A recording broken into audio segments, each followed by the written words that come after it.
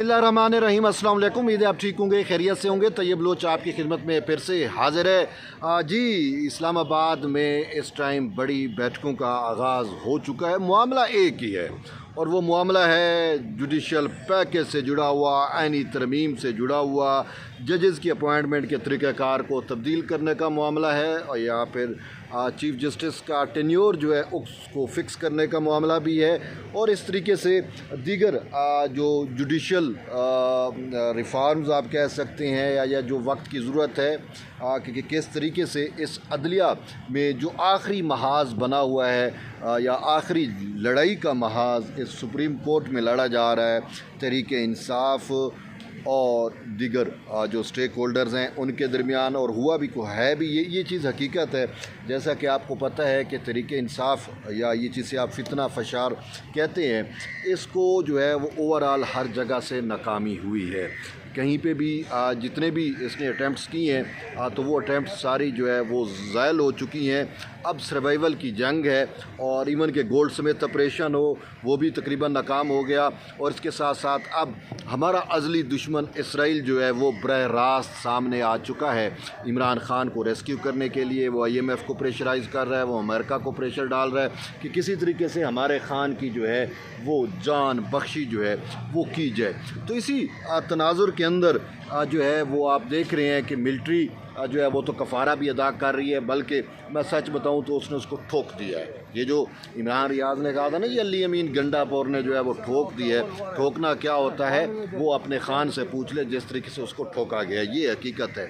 अब मामला ये है कि इन सारी चीज़ों के बावजूद गोल्ड समेत ऑपरेशन जहाँ पे नाकाम हो जाता है, जहाँ पे इसराइल का बस नहीं चल रहा, वहाँ पे हमारे चंद मुअज़्ज़ज़ जज साहबान हैं जिन्होंने तहरीक इंसाफ की शायद हकीकी आज़ादी का जो वो तहरीक है उसके अपने आप को रूह रवां समझ बैठे हैं और वो बढ़ चढ़ कर अपने आइन के बरखिलाफ़, अपने कानून के बरखिलाफ़, अपने हलफ के बरखिलाफ़ जाकर जो है वो सहूलतकारी करते हैं और फिर उसको जो है वो दवाम बख्शने की कोशिश कर रहे हैं। तो इसी वजह से मैंने कहा कि आखिरी मार्का, आखिरी जंग जो है वो अदालती महाज पे लड़ी जा रही है।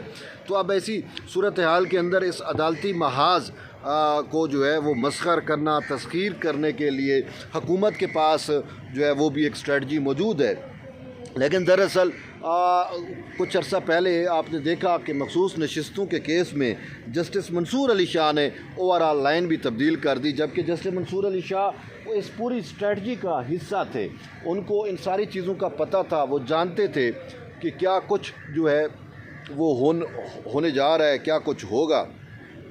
क्योंकि जब अटार्नी जनरल फॉर पाकिस्तान वज़ीर कानून ने चीफ़ जस्टिस से मुलाकात की, मंसूर अली शाह भी मौजूद थे और उस मुलाकात में जो बातें हुई, उस मुलाकात में जो तय हुआ वो ये तय था कि जी इस तरीके से आइन साज़ी होगी और उसमें जजेस की तैनाती का तरीक़ाकार जो है वो भी तब्दील होगा। सिर्फ तरीक़ाकार नहीं बल्कि चीफ़ जस्टिस की जो मुद्दत मुलाजमत है वो भी फ़िक्स की जाएगी 3 साल के लिए। और फिर जो जजेस अपॉइंटमेंट का जो तरीक़ाकार है और उसमें ख़ासकर जुडिशल कमीशन है वो और साथ पार्लिमानी कमेटी, तो इनको जो है वो ज़म कर दिया जाएगा।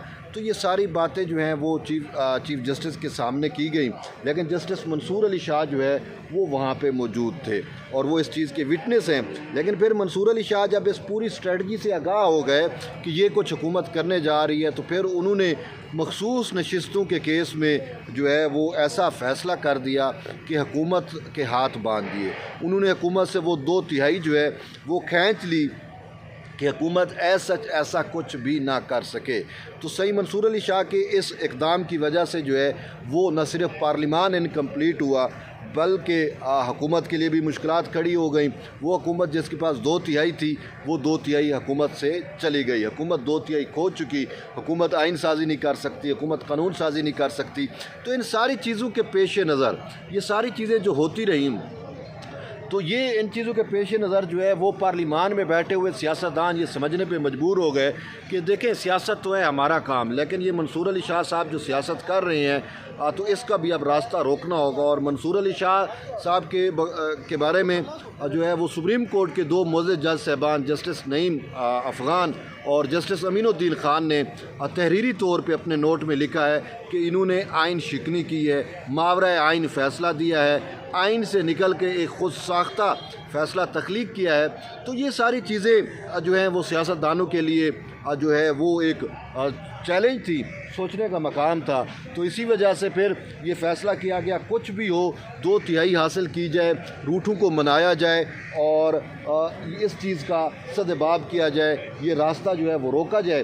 اور پھر ہم نے دیکھا کہ اس حوالے سے جو ہے وہ ملاقاتیں کی گئی، خاص کر مولانا فضل الرحمان کے ساتھ۔ اگر مولانا فضل الرحمان مل بیٹھتے ہیں تو حکومت کے پاس وہ 2/3 آ جائے گی اور حکومت جو ہے وہ آئین سازی اور قانون سازی کرنے کے اس میں جو ہے وہ پوزیشن میں آ جائے گی۔ تو اس حوالے سے معاملات چل رہے ہیں۔ مولانا فضل الرحمان ہاں نہ بھی نہیں کر رہے اور وہ ہاں نہ والی اس کی جو ہے وہ چیزیں ہے ہی نہیں۔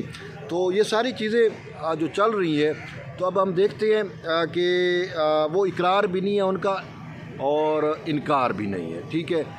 تو اس پورے سینیریو میں، اس تناظر میں اب معاملات جو ہے وہ کچھ یوں ہیں کہ رات گئے اسلام آباد میں وفاقی دارالحکومت میں ایک بڑی بیٹھک ہوئی، ایک بڑی ملاقات ہوئی، ٹھیک ہے۔ اور اس ملاقات میں جو ہے میں آپ کو بتاؤں کہ پاکستان پیپلز پارٹی کے چیئرمین بلاول بھٹو زرداری نے ملاقات کی ہے شہباز شریف سے، وزیر اعظم پاکستان سے۔ اب ملاقات میں کون کون تھے آپ کو ملاقات کا پرپس سمجھ آ جائے گا۔ بلاول بھٹو زرداری کے ساتھ وہ کوئی، میں یہ نہیں کہہ سکتا کہ وہ کوئی پولیٹیکل ملاقات تھی یا وہ کوئی ملاقات ایسی تھی، نہیں، وہ کوئی پولیٹیکل ملاقات نہیں تھی، بڑی سادہ سی وہ اس میں جو سادہ سی بات مجھے نظر آ رہی ہے کہ وہ ملاقات جو ہے وہ آئینی ترمیم کے پیش نظر تھی، کیونکہ بلاول بھٹو زرداری کے ساتھ نوید قمر صاحب تھے، لیکن ان کے ساتھ برسٹر مرزا وہاب جو میئر کراچی تو ہیں بیسیکلی، لیکن اوریجنلی وہ برسٹر بھی ہیں، سینیٹر بھی رہ گئے ہیں، آئین سازی قانون سازی پہ ان کو بڑا عبور حاصل ہے۔ تو بلاول بھٹو زرداری کے ساتھ وہ ہم رکاب تھے یا وہ کمپنی کر رہے تھے۔ تو دوسری طرف وزیر اعظم کے ساتھ جو تھے وہ ڈپٹی پرائم منسٹر، وزیر خارجہ آپ انہیں کہتے ہو، اسحاق ڈار صاحب تھے، لیکن ان کے ساتھ ساتھ جو ہے وزیر قانون، اب یہ دیکھیں وزیر قانون اور اٹارنی جنرل، اور اٹارنی جنرل نے تو آج اجلاس میں بھی، اجلاس کے دوران بھی بلاول بھٹو زرداری سے مصافحہ ضرور کیا تھا، ٹھیک ہے۔ تو اب اٹارنی جنرل تھے، وزیر قانون تھے، وزیر اطلاعات تھے۔ اٹارنی جنرل اور وزیر قانون کا وزیر اعظم کے ساتھ ہونا، بلاول بھٹو زرداری کے ساتھ میٹنگ کرنا، تو وہ اس چیز کا غماز ہے، اس چیز کا عکس ہے کہ معاملات جو ہے نا وہ کچھ یوں ضرور چل رہے ہیں کہ شاید جو میں سمجھ رہا ہوں کہ وہ جو مجوزہ آئینی ترامیم ہے، جو مجوزہ جوڈیشل پیکج ہے، اس سے متعلق جو ہے وہ ان کی گفت و شنید ہوئی۔ وزیر قانون نے اور اٹارنی جنرل نے جو ہے وہ ان کو صورتحال سے آگاہ کیا اور بتایا کہ کس طریقے سے جوڈیشل پالیٹکس ہو رہی ہے اور اس جوڈیشل پالیٹکس کا کلا کما جو ہے وہ کیسے کرنا ہے، اس کا تدارک کیسے کرنا ہے، اس کو روکنا کیسے ہے۔ تو یہ ساری سچویشن جو ہے وہ ڈسکس ضرور ہوئی اس میٹنگ کے اندر، اور پیپلز پارٹی تو آلریڈی ساتھ دے رہی ہے۔ زرداری صاحب کا جو ملنا ہے مولانا فضل الرحمان سے اور یہ سارا چیزیں وہ اس چیز کی عکاسی کرتی ہیں۔